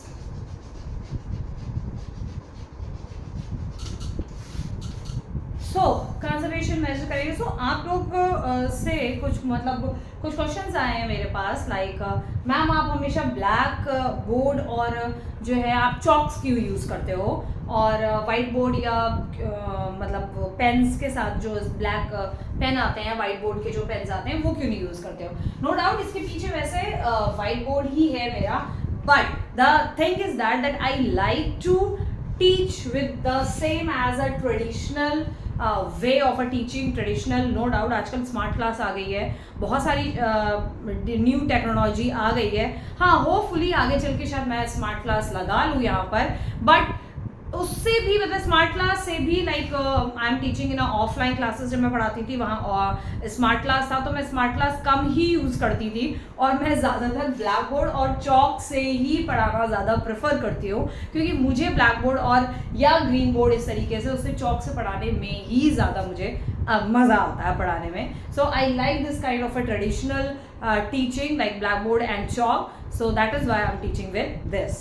Okay, so आपके questions I think so ये clear हो गए होंगे कि ma'am why are you using this blackboard and chalks. Okay, so continue. Land degradation is a process through which land became unfit for cultivation. So land degradation आपने पढ़ा है 7th और 8th में भी पढ़ा है, 9th में भी है लैंड डिग्रेडेशन की। लैंड डिग्रेडेशन क्या होता है? लैंड डिग्रेडेशन वो चीज़ है जहाँ पर लैंड जो है धीरे धीरे डिग्रेड होती रहती है, खराब हो जाती है, और वो अनफिट होती है, जिसपे हम जो है एग्रीकल्चर या किसी भी तरीके का और किसी भी तरीके का हम काम या एग्रीकल्चर या कल्टीवेशन वगैरह हम नहीं कर सकते हैं। Okay, human being due to personal greed have degraded this natural environment to a great extent. human जो है उसने ह्यूमन बीइंग ने जो है अपने लालच के लिए जो है एनवायरनमेंट को बहुत ज़्यादा डिग्रेड किया है, खराब करता ही जा रहा है। The human activity have also aggravated the pace of natural forces to cause damage to land. So human being जो है, ये human being की जो activities के वजह से have also aggravated the pace of natural forces. मतलब ह्यूमन जो है उनकी हम ह्यूमंस की एक्टिविटीज़ नेचर के साथ कुछ इतना ज़्यादा हमने डिस्टर्बेंस कर दिया है कि नेचर के जो अपने फोर्सेस होते हैं, नेचर जो अपने तरह से जो वर्क करता है, वो भी हमें नेचर जो है ना उसका उल्टा पलट हमें देता है। ठीक है, पलट हम पे जो है वॉर जो है नेचर हमें करता है। वो कैसे? Like natural forces to cause damage to land. Like हम माउंटेन्स को हम तोड़ के जो है हम हाउसेस बना रहे हैं, पहाड़ों पे इंडस्ट्रीज़ वगैरह बन रही है, बहुत सारी चीज़ें बन रही हैं। ठीक है, तो जब माउंटेन्स को तोड़ा जाता है, माउंटेन्स के अंदर ड्रिलिंग होती है, माउंटेन्स के अंदर बड़े बड़े ड्रिलिंग मशीन्स होते हैं, वो लगाए जाते हैं माउंटेन्स पे। अब भाई जब आप माउंटेन्स के ऊपर कंस्ट्रक्शन कर रहे हो, तो कहीं ना कहीं तो माउंटेन्स यहाँ से ड्रिलिंग हो रही है, तो उस तरफ का जो माउंटेन है ना, वो जो वाइब्रेशन है वो बहुत दूर तक जाती है। माउंटेन्स के अंदर हम ड्रिलिंग कर रहे हैं तो वाइब्रेशन बहुत दूर तक है, तो उस तरफ वाला जो पहाड़ होगा ना, बैक साइड वाला, वो टूट के गिर पड़ेगा। कुछ पता नहीं है, उसमें दरारें आ जाएंगी, चटकन आ जाएगी। ठीक है, क्रैक्स जिसे कहते हैं हम, क्रैक्स पड़ जाते हैं, और फिर वही पहाड़ जो है टूट के गिरते हैं, and that is to be caused as landslide. ठीक है, तो जो नेचुरल जो चीज़ है ना, नेचुरल जो फोर्स है, वो भी तो हमें अपना रौद्र रूप जो है वो कहीं ना कहीं दिखाएगा ना। आप नेचर को पिंच किए जा रहे हो, पोक किए जा रहे हो, किए जा रहे हो, तो आप नेचर को पोक किए जा रहे हो, तो नेचर भी तो आपको पलटवार देगा ना। तो दैट इज वे। ठीक है, तो नेचुरल फोर्सेस जो है, जब नेचर जो अपना जब पलटवार करता है, तो फिर वो पूरी पूरी की पूरी लैंड या पूरी की पूरी जो दुनिया है ना उसको बर्बाद करने पे तुल जाता है फिर, ठीक है। सो इस समय at present 162 million hectare of degraded land है इंडिया में, जो डिग्रेड हो रहा है, खराब हो रहा है लैंड है हमारी कंट्री में, ठीक है। और 28% it belong to category of forest degraded area. Forest area 28% जो डिग्रेड हो रहा है, खराब हो रहा है। 56 जो है % जो एरिया है वाटर इरोडेड एरिया है, यानी वाटर से वो धीरे धीरे इरोड हो रहा है। Rest is affected by saline and alkaline deposit, और जितना बच जाता है तो वहां पर सैलाइन या एल्कालाइन डिपॉजिट हो रहा है, यानी कि नमक की जो तादाद है वो बढ़ती जा रही है। Because of, and why this is all happened? Because of the human activity. Some human activities such as deforestation, overgrazing, expansion of mining, ज़्यादा से ज़्यादा खुदाई करना, और खुदाई खुदाई नहीं, माइनिंग करना, माइंस को निकालना, मतलब माइनिंग करके जो है, हाँ खुदाई समझ उसको कहेंगे हम, करके मिनरल्स ज़्यादा से ज़्यादा निकालना, ठीक है। मिनरल्स निकाल रहे हैं तो माइनिंग, ठीक है। एंड उसको बढ़ाते जाना, माइनिंग की खुदाई को बढ़ाते जाना है, मिनरल्स निकालते जा रहे हैं, बढ़ाते जा रहे हैं, खुदाई करते जा रहे हैं, ठीक है। Quarrying, mining and quarrying to have contributed significant in land degradation. ये सारी चीज़ें जो हैं लैंड को डिग्रेड करने का काम करती हैं। सम ह्यूमन एक्टिविटी, कुछ ह्यूमंस की एक्टिविटी जैसे deforestation, overgrazing, expansion of mining and quarrying, ये सब मिलके जो है लैंड को डिग्रेड करने का काम करती है। Mining in one of the most important factor of land for land degrade. Mining जो है बहुत इंपॉर्टेंट फैक्टर है लैंड को डिग्रेडेशन का। Mining site are abundant, leave deep scars, बहुत सारे डीप स्कार्स छोड़ जाती है जब माइनिंग होती है, खुदाई होती है मिनरल्स को निकालने के लिए। तो पृथ्वी पर जैसे हमारी बॉडी में जब चोट लग जाती है तो चोट के टाइम में हमें खरोंचे आ जाती हैं, एक्सीडेंट हो गया तो खरोंच आती है ना, यहाँ वहाँ खरोंचे आ जाती हैं, यहाँ वहाँ खरोंचे आती हैं। तो इसी वजह से लैंड पर, ज़मीन पर, अर्थ पर भी जब माइनिंग होती है बहुत ज़्यादा तो एक डीप स्कार खरोंचे आती है। And other material which degrade the soil, और बहुत सारे ऐसे जो है मटीरियल होते हैं जो सॉइल को ख़त्म कर देते हैं, जो अच्छी सॉइल होती है, फर्टाइल सॉइल होती है, उसे ख़त्म कर देते हैं। This is common in the state, जो ये सारी चीज़ें जो है कॉमनली देखी गई हैं कहाँ पर, आपकी झारखंड, छत्तीसगढ़, मध्य प्रदेश एंड उड़ीसा, इन प्लेसेस पे ये सारी चीज़ें बहुत अक्सर देखी गई हैं। ओवरग्रेजिंग आपको पता ही है, अगर हम अपने पैस्चर्स को पैस्चर लैंड में चराने के लिए लेके जाएंगे और वही एक ही लैंड जो है सालों तक वही चराने लेके जा रहे हैं तो और वो फिर धीरे एक टाइम ऐसा आएगा पूरी घास जो है वहां से खत्म हो जाएगी। जो ग्रासेस हैं जो वो खाते हैं कैटल्स, वो this is to be called as overgrazing. Overgrazing land by animal result in removal of the grass over a large area and making it for easy for wind and water to remove the soil. और जब हवा चलेगी, पूरी घास जब खत्म हो जाएगी, हवा चलेगी, बारिश आ जाएगी, थोड़ी सी बारिश आ जाएगी, वो ऊपर की सॉइल पूरी जो है बह जाएगी, बह के सब ओशन में चली जाएगी। ये सारी चीज़ें कहाँ ज़्यादातर देखने को मिलती है? गुजरात, राजस्थान, मध्य Pradesh, Maharashtra, hilly state of northern India. Overgrazing is one of the reason, land degradation का ये बहुत बड़ा रीजन है। Water logging, over irrigation is land of responsible for land degradation. Over irrigation, बहुत ज़्यादा अगर आप एग्रीकल्चर एरिया में बहुत ज़्यादा पानी डाले जा रहे हैं पानी, तो वाटर लॉगिंग होगी। Water logging increase salinity, alkalinity in soil. पानी में जो हल्का फुल्का जो नमक होता है वो सॉइल में धीरे धीरे मिलता जाता है। एल्काइन की क्वांटिटी सॉइल में बढ़ जाएगी और सलाइन की क्वांटिटी सॉइल में बढ़ जाएगी, जो कि क्रॉप के लिए नुकसानदेह है। इट अनफिट फॉर कल्टीवेशन, ठीक है। तो ये आपको ज्यादातर देखने को मिलती है Punjab, Haryana, western Uttar Pradesh, facing the land degradation. Next आता है आपका last is industrialization. Industrialization one of the most important factor for land degradation.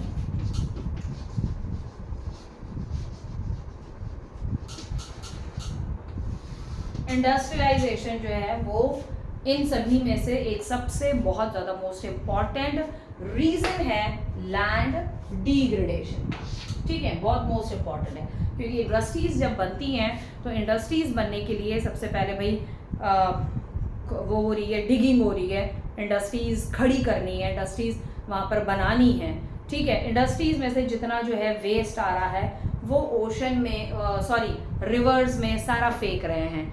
ज़मीन पे इंडस्ट्रीज़ में से जो वेस्ट निकल रहा है वो सारा इंडस्ट्री, मतलब जहाँ पर इंडस्ट्री बनी हुई है उसके थोड़ी दूर पे जाके ज़मीन में सारा कचरा फेंके जा रहे हैं। जो भी वेस्ट आ रहा है इंडस्ट्रीज़ में, प्लास्टिक की है तो प्लास्टिक फेंके जा रहे हैं, तो ज़मीन उससे गंदी हो रही है। लैंड जो है वो पॉल्यूट हो रहा है, साथ ही साथ वाटर भी पॉल्यूट हो रहा है। रिवर में फेंक रहे हैं सारा कुछ, ठीक है, और रिवर में फेंकने की वजह से ओशन में सारा गंदगी जा रही है, ठीक है। तो इंडस्ट्रियलाइजेशन बहुत इंपॉर्टेंट रीज़न है लैंड डिग्रेडेशन का। Mineral process like grinding of milestone, जो मिनरल जो प्रोसेस किए जाते हैं लाइक ग्राइंडिंग ऑफ लाइमस्टोन को ग्राइंड किया जाता है ऑफ सीमेंट इंडस्ट्री के लिए यूज होता है limestone, and calcite and soap stone for ceramic industry. Soap stone होता है यूज सिरेमिक इंडस्ट्री के लिए, generate huge quantity of dust in the atmosphere. वो ग्राइंडिंग होती है, आपने देखा होगा कई बार डिस्कवरी वगैरह पे दिखाया है कि लाइमस्टोन में ग्राइंडिंग करी जाती है, ड्रिलिंग मशीन से उसको ग्राइंड किया जाता है, तो उससे उस लाइमस्टोन का पूरा डस्ट उड़ता है, पूरा डस्ट, और वो एक में नहीं होती है, बहुत सारी स्टोन्स में होती है, बहुत सारे स्टोन्स में। जैसे अगर यहाँ पर हम देखें तो लाइमस्टोन में grinding process like grinding of limestone cement industry, calcite and soap stone for ceramic industry. Soap stone होता है जिस स्टोन से सोप को ग्राइंड वो किया जाता है, बनाया जाता है, ठीक है, तो इससे बहुत डस्ट एटमॉस्फेयर में निकलती है। It retard the process of infiltration of water into the soil after it settle down on the land. और जब ही ये डस्ट जो है नीचे धीरे धीरे जब बैठ जाती है, डस्ट उड़ती है ना, फिर तो नीचे बैठती भी है, तो वो सारा पानी में जाके जम जाती है और उससे वाटर पॉल्यूशन भी हो रहा है। Industrial effluent waste have become a major sources of land and water pollution. तो इनमें मैंने कहा ना, इंडस्ट्रीज का जो वेस्ट है वो सबसे ज़्यादा लैंड पे यानी कि ज़मीन पे और वाटर को सबसे ज़्यादा पॉल्यूट करता है in many part of the country. Most of the land adjoining to big cities is being, और बहुत सारी जो लैंड है वो बड़ी बड़ी सिटीज़ को जोड़ता है, ठीक है। नेक्स्ट आता है हमारा soil as a resource.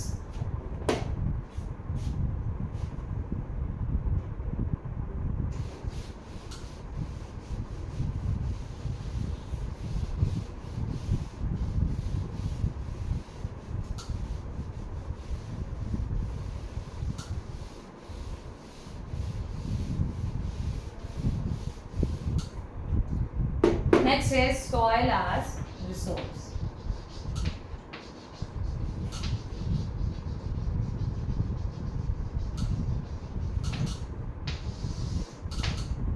Soil as resource. So soil आपको पता ही है बहुत इंपॉर्टेंट है, बिना सॉइल के तो फिर वैसे भी कुछ नहीं हो सकता है। सॉइल पर ही लैंड के ऊपर सॉइल है, पूरी लैंड में आप खुदाई करते जाओगे तो मिट्टी ही आएगी। बहुत डीप में, बहुत ज़्यादा डीप में जाके जो है आपको वाटर मिलेगा, और सॉइल में ही क्रॉप जो है ग्रो होती है। तो soil is the thin upper surface layer on the earth comprising, जिसमें मिनरल्स होते हैं, formed by the breaking down of the rock. और सॉइल कैसे बनती है? जब रॉक्स ब्रेक डाउन होती है छोटे छोटे स्मॉल पीसेस में, पीस से फिर उनके पीस, फिर पीसेस से छोटे छोटे कंकड़ों में रॉक जो है डिसइंटीग्रेट हो जाती है। रॉक जो है, बड़ी सी रॉक जो है वो कंकड़ बन जाती है, कंकड़ से भी छोटे पार्टिकल्स बन जाते हैं, ठीक है। मिनरल पार्टिकल्स, सॉइल के पार्टिकल्स बन जाते हैं, वही सॉइल होती है। वेदर्ड मिनरल पार्टिकल्स मैंने आपको बता दिया, डिकेइंग ऑर्गेनिक मैटर्स, उसके अंदर ऑर्गेनिक मैटर डिकेड होते हैं, living organism, water and air, ये सारी चीज़ें सॉइल को अफेक्ट करती है। Importance of soil is the medium which plant grow. Importance क्या है भाई? सॉइल में जो है आपके प्लांट ग्रो करेंगे, सॉइल हमें फूड प्रोवाइड करती है फॉर ऑल लैंड क्रिएचर, ठीक है। और ज़्यादातर जो लिविंग थिंग है वो इनडायरेक्टली या डायरेक्टली सॉइल पे डिपेंड है। Soil is very important natural resource. Second, because agriculture production is basically depend on fertility of soil. तो एग्रीकल्चर प्रोडक्शन, जब सॉइल फर्टिलिटी है, सॉइल अगर फर्टाइल है तभी एग्रीकल्चर होगा, that I already told you. Food products like cereal है, pulses है, fruits है, ये सॉइल में ही अच्छे ग्रो होंगे, जमीन उस पे नहीं होंगे, छत पे नहीं होंगे, ठीक है। Successful farming depend largely on soil. Farming तभी सक्सेस होगी जब सॉइल अच्छी होगी। Deep fertile soil of the Ganga plain की मैंने आपको बताया ना, माउंटेन से जब प्लेन्स में रिवर्स आती हैं तो उसके आसपास की सॉइल जो है बहुत ज़्यादा फर्टाइल होती है. And specially in the deltas coastal plain of Kerala support high density of population through agricultural prosperity. तो केरला के आसपास के भी जो कोस्टल प्लेन हैं वहां पर भी जो रिवर्स आ रही हैं उन प्लेन्स के केरला के आसपास के प्लेन्स में जो रिवर्स वगैरह आ रही है उनके आसपास की भी जो सॉइल है वो बहुत ज़्यादा फर्टाइल सॉइल होती है और हाई सॉइल फर्टाइल होने की वजह से वहां की पॉपुलेशन भी ज्यादा है, high density of population because of agriculture. ना सॉइल का फॉर्मेशन कैसे होता है? Number of factors which contribute the formation of soil and its fertility.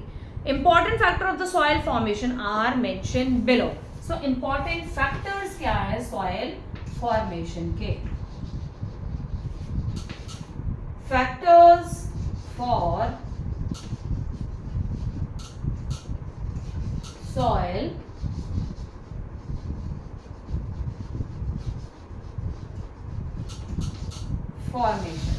Formation के फैक्टर्स क्या है? फर्स्ट जो फैक्टर यहां पर दिया हुआ है that is parent material. Parents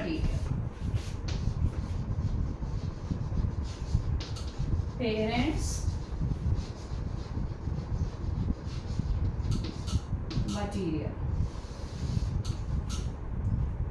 ठीक है, पेरेंट्स मटीरियल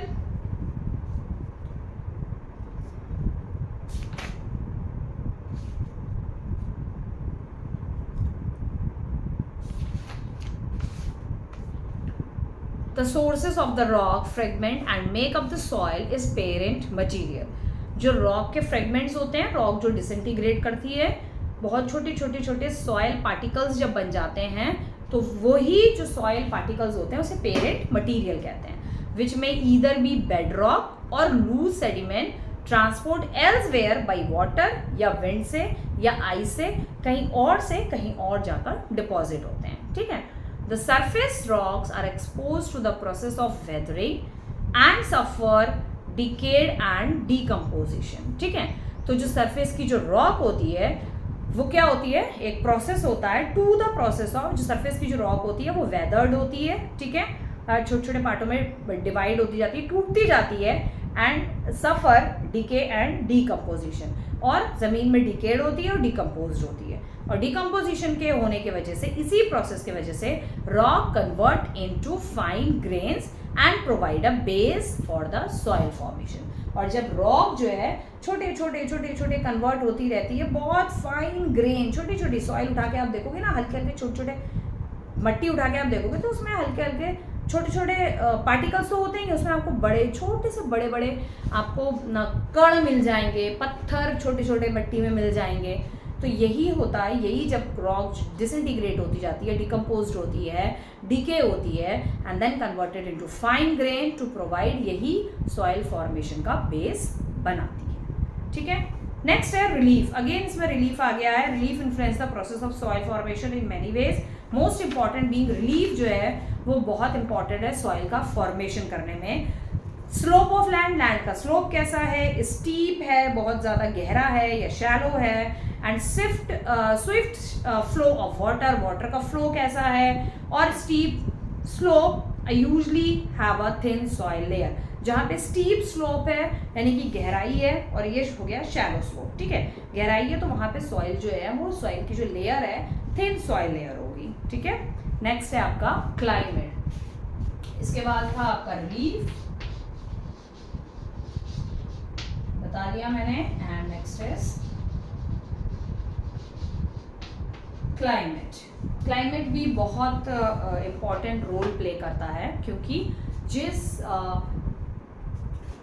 एरिया का, जिस जगह का क्लाइमेट जैसा होगा वहाँ पर सॉइल उसी प्रकार की पाई जाती है. ठीक है, अगर वहाँ पर बहुत ज़्यादा किसी भी एरिया में बहुत ज़्यादा हॉट एरिया है, ठीक है, तो वहाँ पे सॉइल भी ऐसी ही होगी जो उस हॉट एरिया में अडेप्ट हो सके. वहाँ पर उस एरिया में, उस क्लाइमेटिक कंडीशन में क्रॉप को वो अच्छे से ग्रो कर सके.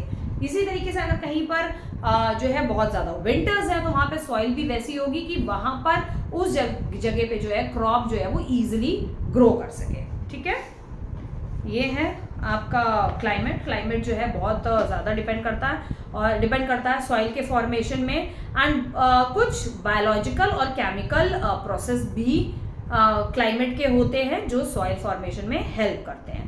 ठीक है, and they are accelerated the high temperature होगा अगर कहीं पर तो वैसी सॉइल होगी, तो हाई टेम्परेचर है एंड एबंडेंट मॉइस्चर ज़्यादा होता है, are slow by low temperature and the lack of moisture. जहाँ पे टेम्परेचर कम होता है तो वहाँ पे लैक ऑफ मॉइस्चर होता है। नेचुरल वेजिटेशन यानी कि जो नेचुरल चीज़ है वहाँ पर, नेचुरल वेजिटेशन यानी कि किसी भी पर्टिकुलर जगह के नेचुरली ग्रो होने वाले पेड़ पौधे, नेचुरल वेजिटेशन नेचुरली ग्रो होने वाले पेड़ पौधे। ठीक है, सो vegetation of a various kinds growing in soil perform certain vital function. Decayed leaf material add much needed humus to soil, thereby increase its fertility. कोई भी लीफ है, जब पेड़ों से पत्ते जब गिरते हैं वो ज़मीन के अंदर डीके हो जाते हैं, दफन हो जाते हैं। आपको पता ही है डीकेइंग का क्या मतलब है, साइंस में आप पढ़ते ही हो। ठीक है, डीकेड हो जाते हैं, डीके होने की वजह से जो सॉइल होती है उसकी फर्टिलिटी और बढ़ जाती है। ठीक है, जो ह्यूमस सॉइल होती है उसकी फर्टिलिटी जो है और ज़्यादा बढ़ जाती है। ठीक है, root hold the soil and so prevent erosion. तो जो पेड़ों की जो रूट्स होती हैं अगर वो सॉइल को पकड़ के रखती हैं तो उससे इरोजन भी कम होता है। ठीक है,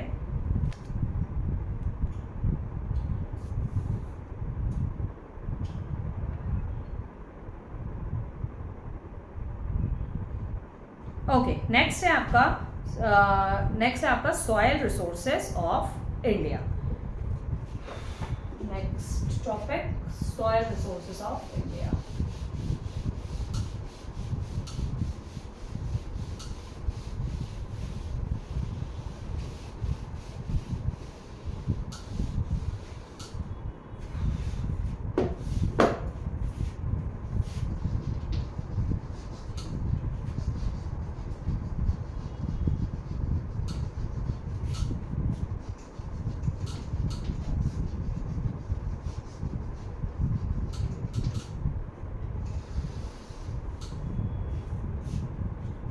next is soil resources in India. ठीक है, अच्छा, सॉइल रिसोर्सेज में हम सॉइल के कुछ फैक्टर्स हैं। ठीक है, कि सॉइल बहुत सारे फैक्टर्स पे डिपेंड करती है। आपने अभी तो ये पढ़ाई क्लाइमेट एंड ऑल दैट। ठीक है, नेचुरल वेजिटेशन और सॉइल जो है इंडिया की वेरीड टाइप की है। तो condition of geological relief, climate, vegetation on the basis of factor responsible for soil formation. Colour कैसी है सॉइल का, टेक्सचर कैसा है, थिकनेस कैसी है, एज, केमिकल, फिजिकल। तो सॉइल इन इंडिया इन सारे फैक्टर्स को ध्यान में रखते हुए इंडिया की सॉइल को कुछ पर्टिकुलर चीज़ों कुछ पर्टिकुलर नेम दिए गए हैं, कुछ पर्टिकुलर अलग अलग डिवाइड किया गया है। ठीक है, तो क्लासिफाइड किया गया है। Soil in India can be classified into different types: alluvial, red, forest, black, laterite and arid soil. ठीक है, सो ये आपकी अप्रॉक्स 6 टाइप की जो है आपकी ये सॉइल्स है। तो इन सारी सॉइल्स के बारे में हम प्रॉपरली एक्सप्लेन, बहुत ज़्यादा अच्छे से विस्तार से हम we will study in our next video. So if you like the video and if you understand the chapter, please share and subscribe the channel for sure, and write it in the comment box whatever you are having, whatever the queries you are having, वो आप मुझे comment box में लिख के बताइएगा। तो तब तक के लिए see you then, bye bye।